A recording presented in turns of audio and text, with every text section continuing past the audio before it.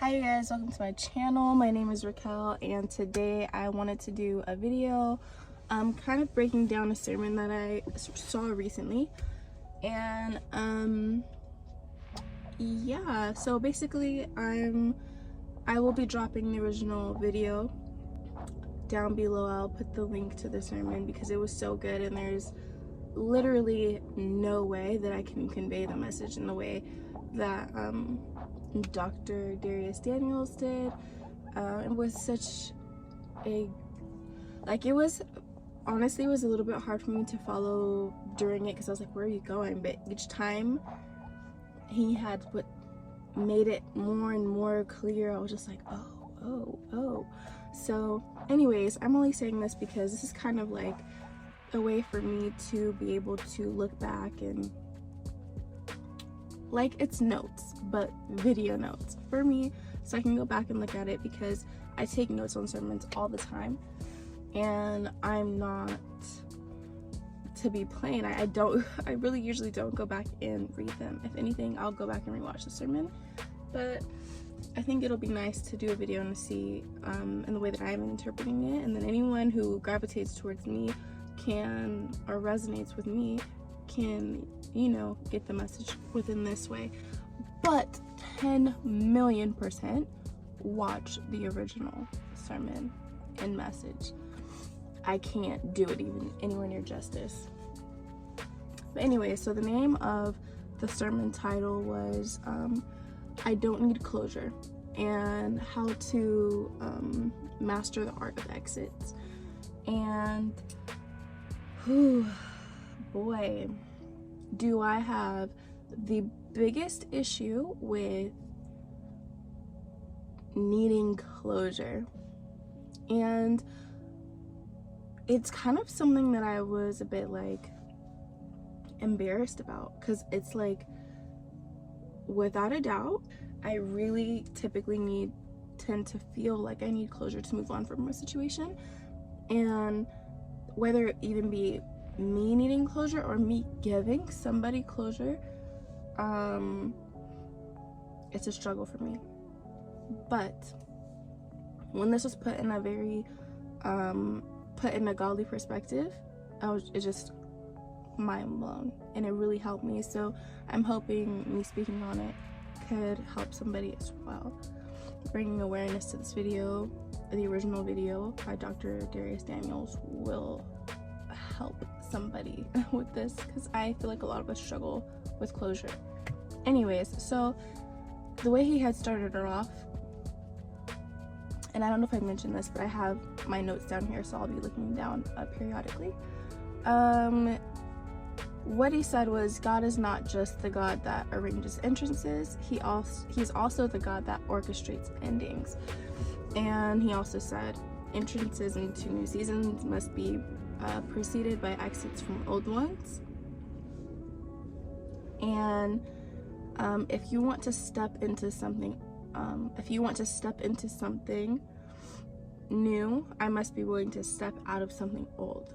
So all of those together, my big takeaway from that was just God, it may feel like something ending is just for the worst. Oh my gosh, I put so much into this. I put my heart, I'm sorry you guys, I'm getting over being sick, but if I sound stuffy, but it's I put my heart into this. I put my energy, my love, my patience, my mind. I sacrificed so much, I gave so much, and all of those things. Sometimes it is God orchestrating that ending. You more than likely learned more than enough from that, and even if God put you in a particular situation, it really could have just only been for a season. The thing is that we need to focus on is when God says, okay, it's time to move, we have to be willing to move. We have to be willing to go to the next thing, but we end up getting so attached to the thing that he may have originally given us, or that we just went out here and did on our own. And Lord knows we don't be getting ourselves into the best things. Not all endings are evil. That wasn't a breakup, that was a breakthrough. That wasn't rejection, that was protection or redirection. And I could see those same things for like a breakup or a job opportunity or a friendship, you know, like going your separate ways could be like an aha moment. You finally realized what you needed to realize about yourself. You finally are putting down a certain boundary, or you're breaking free from a cycle or bad habits or something to that sort. It's not evil, and you don't need closure behind those things. And that wasn't rejection, that was protection. So only God knows what is going to happen, what is in his divine plan, you know. So to sit and think that, or take it personally, take a rejection personally, it just is so, it's counterproductive to be focusing on that part of it.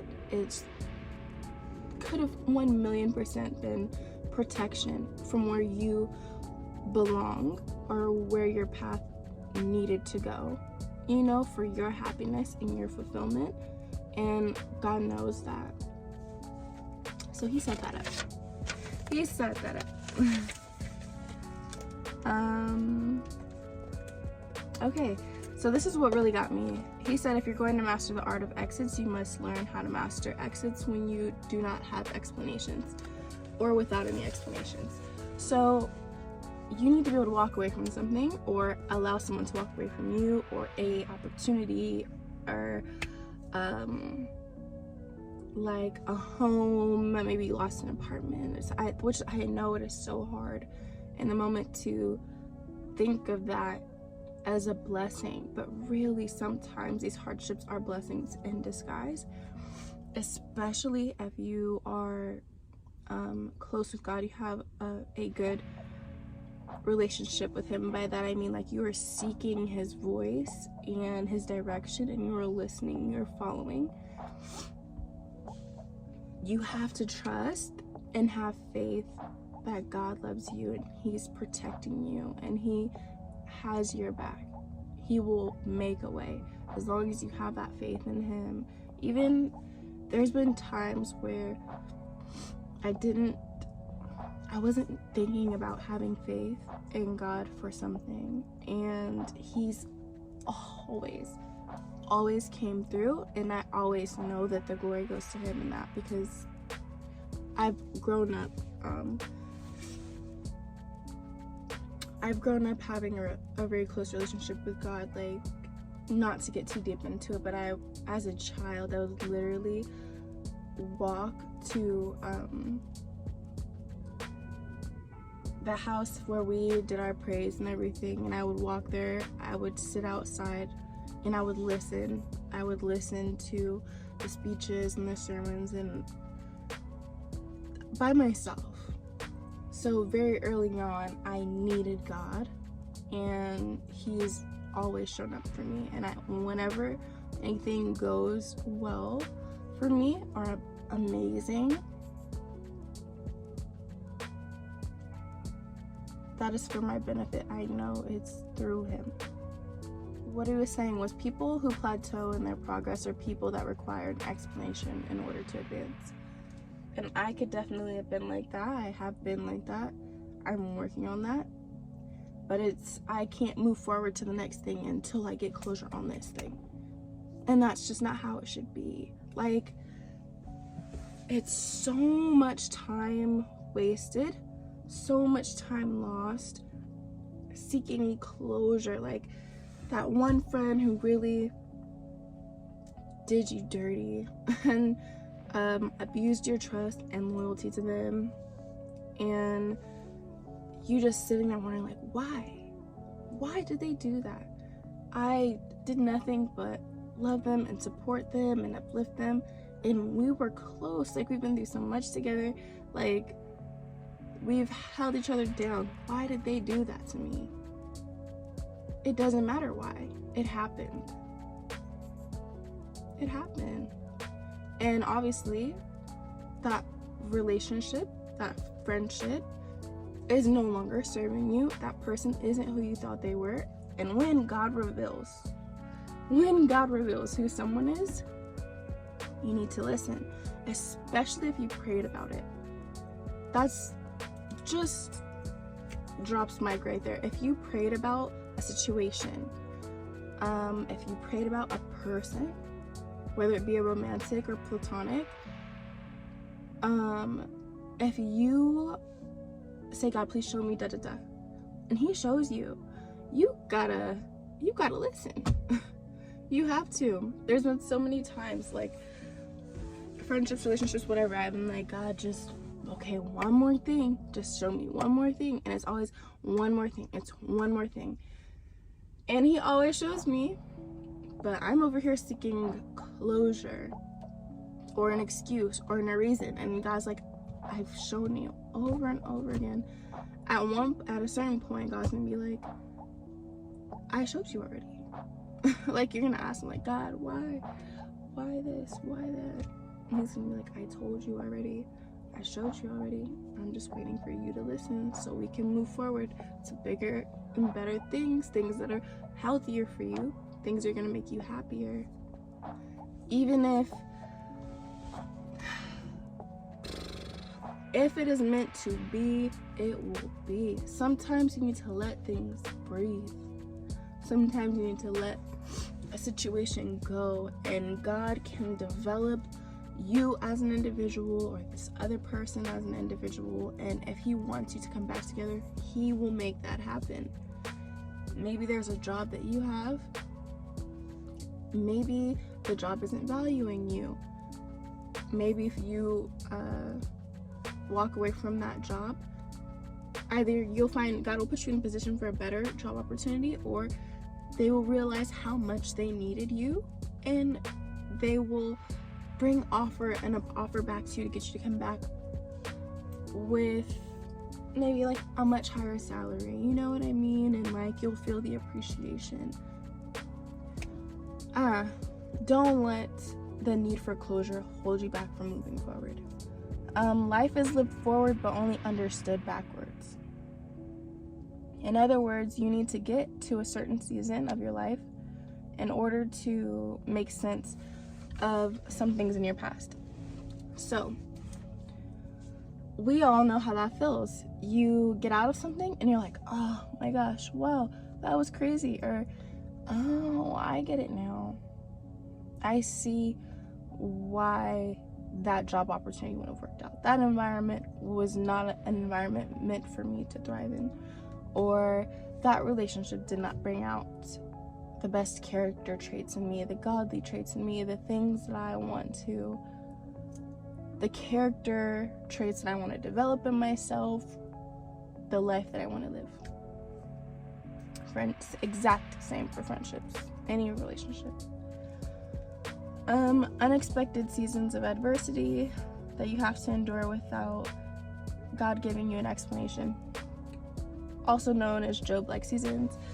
We all know, well, most of us know the story of Job, all the things that he went through, his oxen and his donkeys being stolen by the rebels, his children dying in a windstorm, his servants and goats being burned in the fire. All of these things were happening, and the whole time he did not know it was because of the conversation that Satan had with God, and that basically Satan was basically saying, like, Job is only loyal to you because you protect him. He hasn't been through anything. Job did not know that this was a test. By the end of it, God returned everything to him tenfold. You know, he really blessed him in overflow, but he had no closure. It's not like God came down, he's like, hey, I know things got really tough, but it's because me and Satan had a conversation and it was a test and I needed to make this point known. None of that happened. But the important thing is, when things got so hard, Job was in an insane season of his life. He still got down and worshiped God, and God favored him, and he rewarded him for that. Things get dark. That's just how things are in this present day. This is the ebb and flow of things, but you can always count on God to get you through it. There's always something on the other side of it. Don't let Satan think that he is stronger than he is, more powerful than he is, that he does not, what he really does not care for. He does not care about us. He cares about our commitment to God. That's what he wants. He wants to take that away. He wants to stick it to the man. That's how he feels about it. And we cannot give him that gratification, because at the end of the day, Satan is not going to do anything good for us. Only God will. Even when you feel like things with Satan, all these blessings that you can get from Satan, like, they always come with something. So don't give in. Don't give in to the darkness. Don't be wise in your decisions. Do not be ignorant. Because what he said this, you need wisdom in adversity. Satan is the prince of darkness. Darkness isn't only a metaphor for evil, but also a metaphor for ignorance. The devil wants to keep you in the dark. He wants to keep you ignorant, because whatever you're ignorant in, you suffer in. And he wants to keep you ignorant about what he can and can't do. So do not think that he has more power than God. Do not think that he can make you happy and bless your life more than God can. Do not fall victim to his tricks. And that's kind of like a little diversion away from the point here, but the point of all this, and even if you can look at the story of Job yourself, as well as the beginning of Job and 1 verse, I think it starts around 6. But the point of this is Job did not get closure, and he would still move forward, and that's what we need to be able to do. We need to, that's what we need to be able to do. We need to be able to move forward without closure and stop blocking the blessings that God has for us. I mean, if you have it on your heart that you need to move on from something, or if God puts it on your heart, move forward. You don't need a why. Just know that God has bigger and better in store for you, for where you want to go, for where you need to go, to what is in alignment with you. It is lonely, and it can be dark, and it can be sad, but God is with you always. And put yourself in community with other like-minded people, God-like people, and that is how we, maintain our strength. There are lonely times or lonely moments. There's like hurt and pain and all these things, and loss.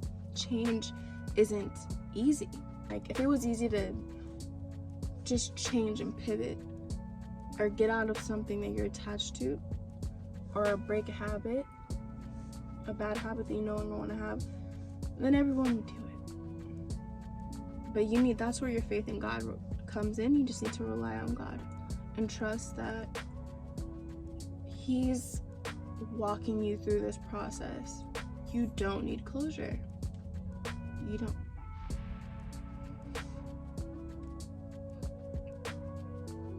So it would just be amazing if we could all just release bitterness and confusion and sadness and embrace the possibilities, what the future has to hold, what the heart feels like without holding on to resentment or the need for closure. yeah, that's really all that I have to say. I feel like this was like a 30-minute video. Yeah. But yeah, you guys let me know what you think. Do you guys struggle with the need for closure? Because I do. I really do. And this sermon really helped me to see it in a different light. I don't know why my hair keeps doing that. It's so frustrating. This sermon has really helped me figure out a way to see this in a different light, in a godly manner, you know? Things hit different when they're put in a godly perspective. So, yes. Anyways, thank you for spending some time with me today to talk about this. And you guys let me know how you're feeling, what you're thinking. I'll see you guys in the next video. Bye.